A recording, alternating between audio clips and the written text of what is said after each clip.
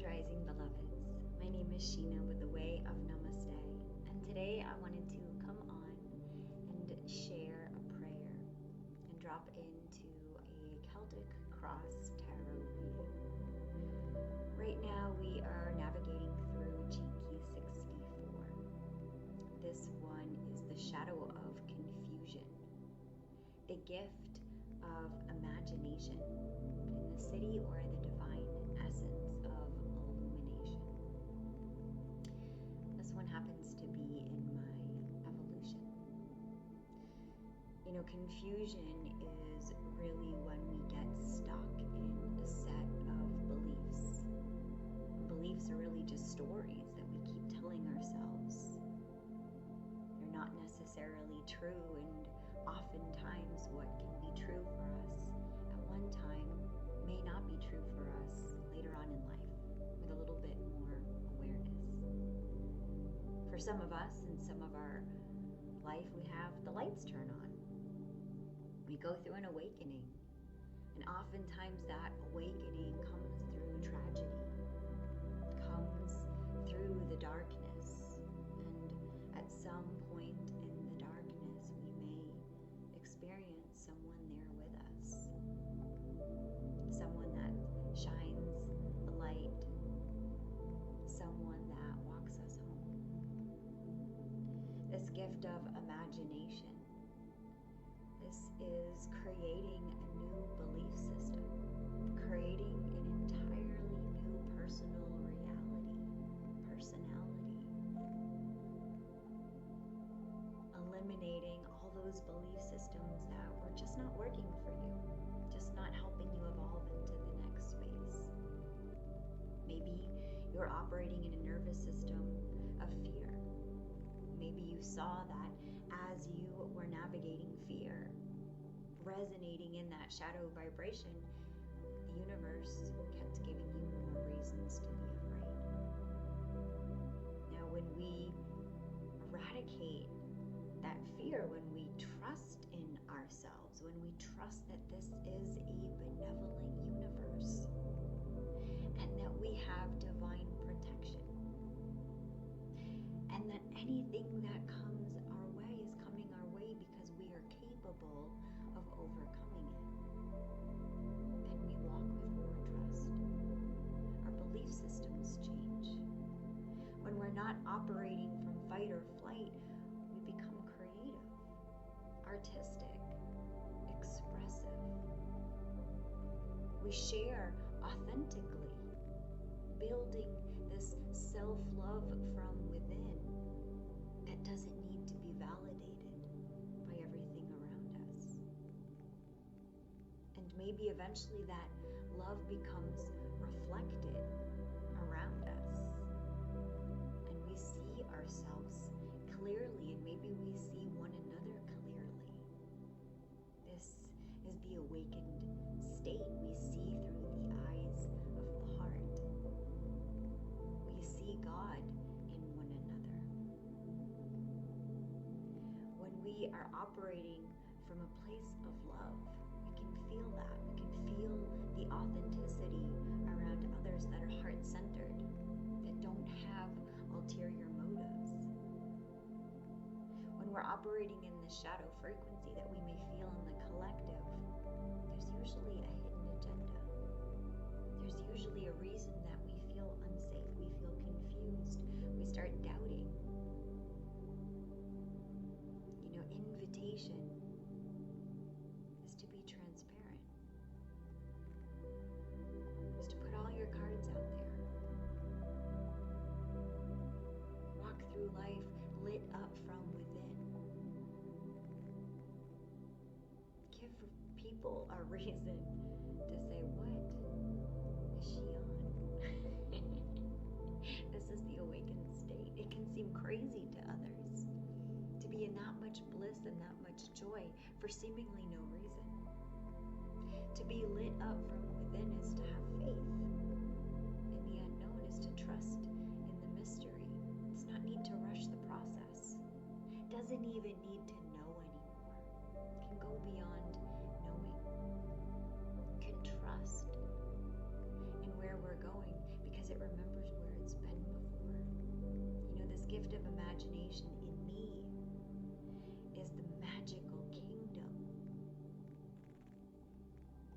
of allowing myself to tap into these other dimensions, these other spaces.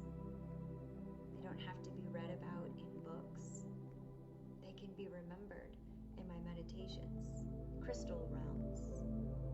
Realms of big, giant, 300-year-old sequoia trees. Bigger than you've ever seen before. Our imagination, we can paint so many images of the world we wish to step into. And this is the gift of the imagination.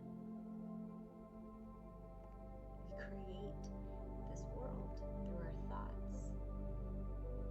So when you start becoming aware of your thoughts, you start becoming the co-creator with the world that you step into. The world becomes conscious. You step into your destiny intentionally, operating service to others, which is including the self. So you live a life of service. You inspire others on their awakening journey to step out of confusion and to leave behind any of those limiting beliefs that are just not serving the spaces that we're going. So that's a little bit about the energetics that we're all moving through right now, the spectrum of consciousness available to us. So maybe we're feeling the confusion. And if we are, can we invite in the imagination to just believe in the best case scenario? Can we be willing to allow life to move through us, to be lit up from within this divine essence of illumination? Maybe we end up in a dark space because we are the light that we bring to it this week. So if it feels in alignment, I invite you to soften your gaze or close down your eyes completely and drop into just a bit of a prayer here and jump into our reading. So let's go ahead and just begin to notice the quality of our breath. Just add some more love there, some more energy into bringing more quality air into our little ecosystem. Maybe we take the deepest breath that we've taken all day long, breathing in through the nose. Maybe holding for a beat. Maybe setting the intention that when we release, we let something go.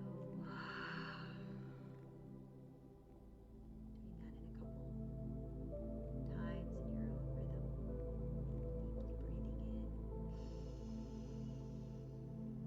Deeply breathing in and out. Just softening the muscles of the face, any tension in the fingers,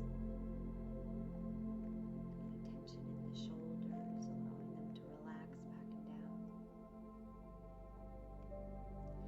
Oh, beloved source of light, I welcome the mist of unknowing.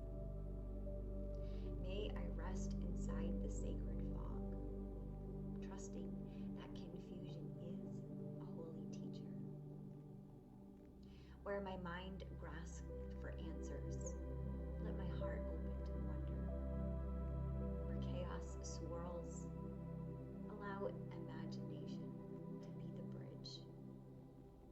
Where all illusions dissolve, let illumination shine through me. May I see with eyes beyond the mind. May I dream with innocence beyond fear. May I embody the clarity that comes when I surrender to divine mystery. I walk the path of the unformed, becoming form. The unseen, birthing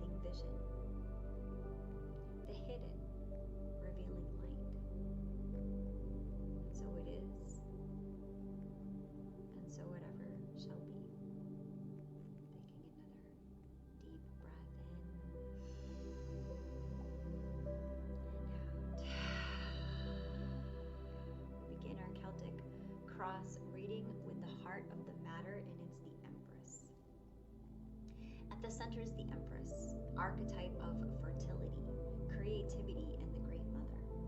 So in this week's gene key, this is the gene key of illumination.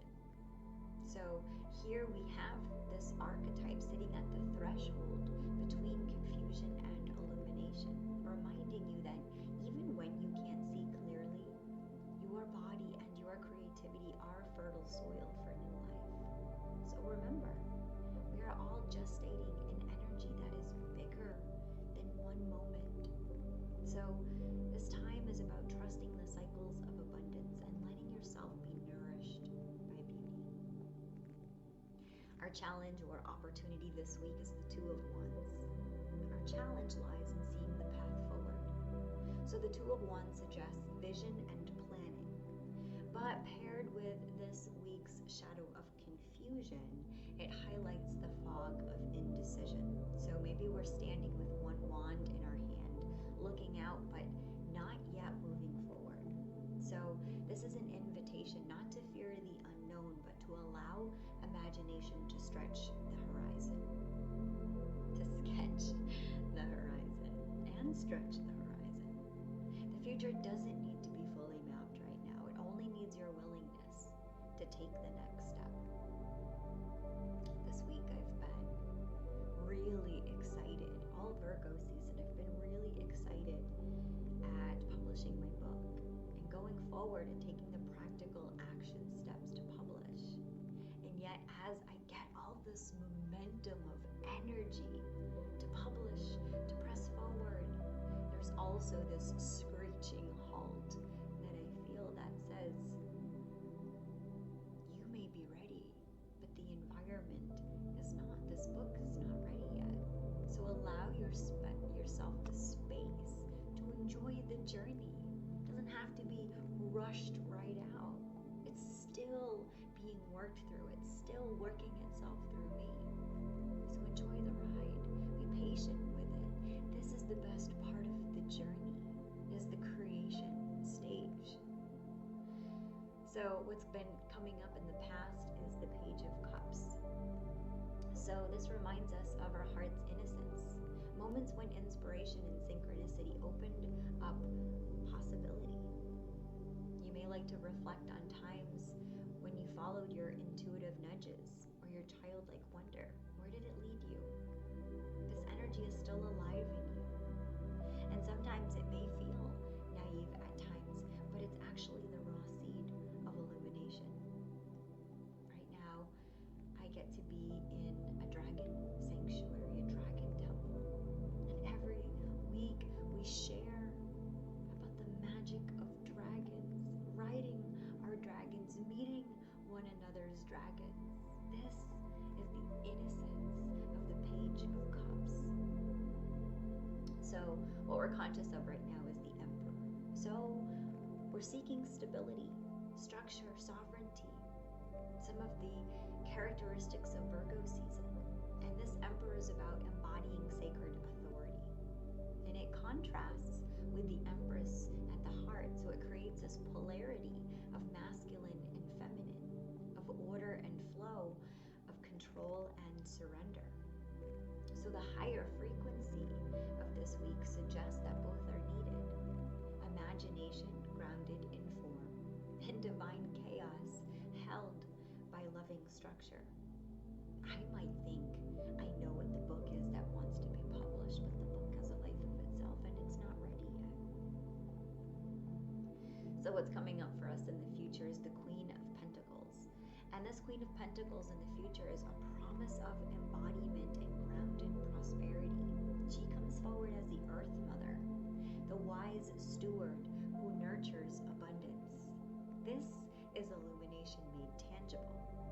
This is creative visions becoming practical, sustainable, and nourishing.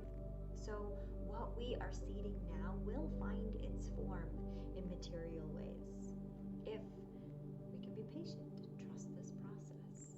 So what's coming up underneath the surface, unconscious for us, is the Three of Swords.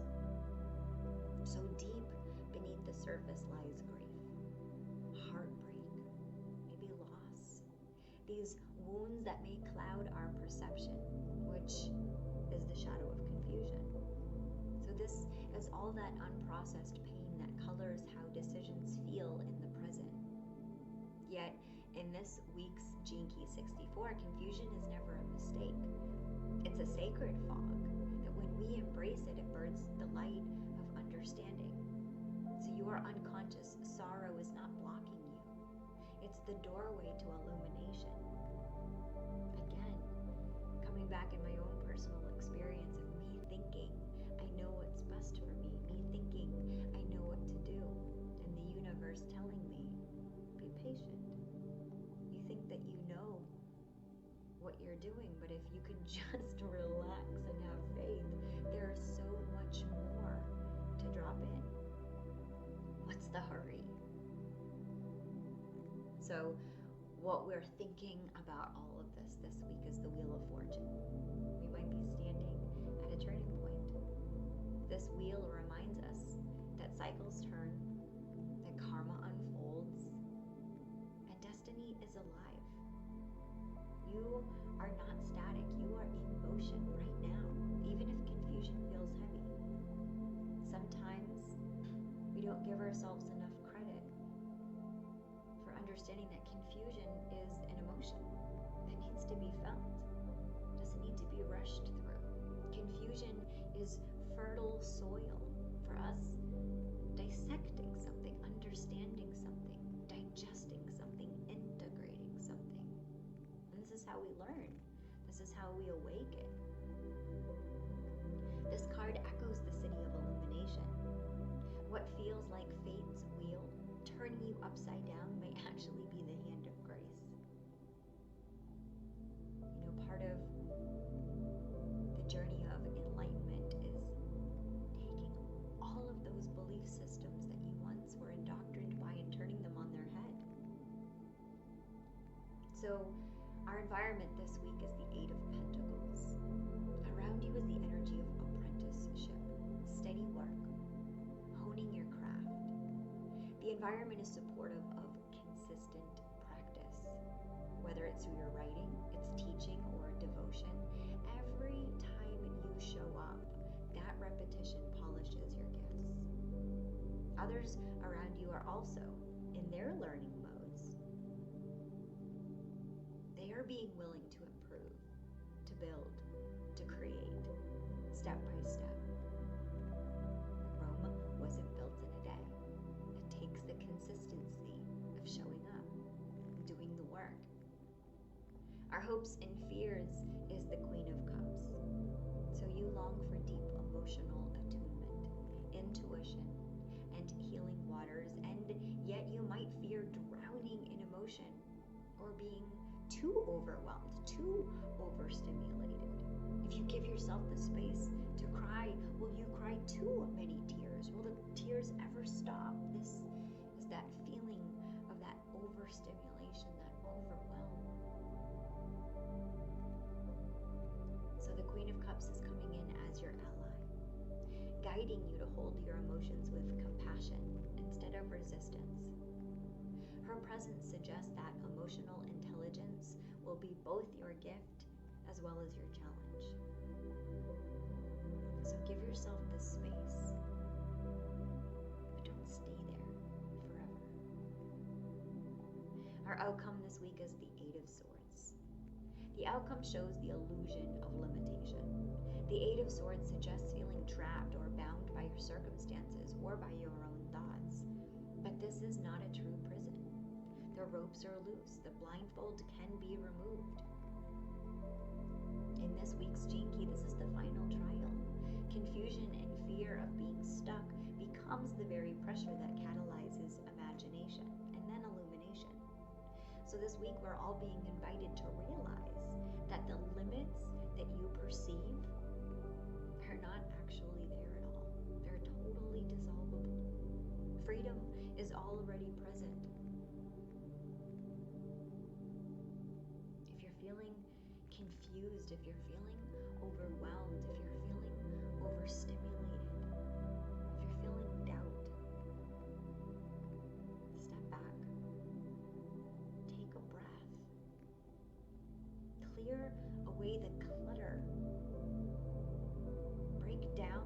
cycles of disbelief, and trust in magic again. There's been a lot of stories that have wanted to disconnect us from our power and from our magic.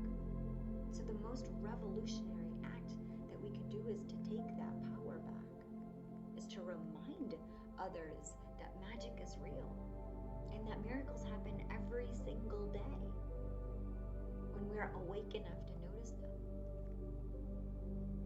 If you look out at a sunset or a sunrise every single day, it will be there, and it will be the most spectacular, glorious act of beauty that the God reflects back to you, reflecting you back to you. This giant canvas to show you who you are and how beautiful you really are. When you can upgrade your operating system so it's not operating in fight or flight or scarcity or worthlessness, you can start to walk into your dharma of who you truly are. This exquisite, supreme being of love and light. That is who you are. That is who you have always been. You will never not be that. And the more that you become aware of that in yourself, the more that it will be reflected around you. And that light might trigger other people, and that's okay. You're not here to be liked by everyone. And that's okay. But that's an initiation in itself to go through, is to recognize that you're not here to be liked. You are lovable for exactly what your opinions and your beliefs are. You will never not be lovable. So this week, if you're feeling any of that confusion, that doubt, that uncertainty, whose belief systems are swirling around in there, and which ones are ready to be upgraded, evolved, aligned with the truth of who you be. And when we can use our imagination to start thinking of best case scenarios and willing them into being, we start to have that experience. Light moves through us. We start ending up in the right places at the right time. Synchronicity is the work of the divine. When we are filled with light, it will be reflected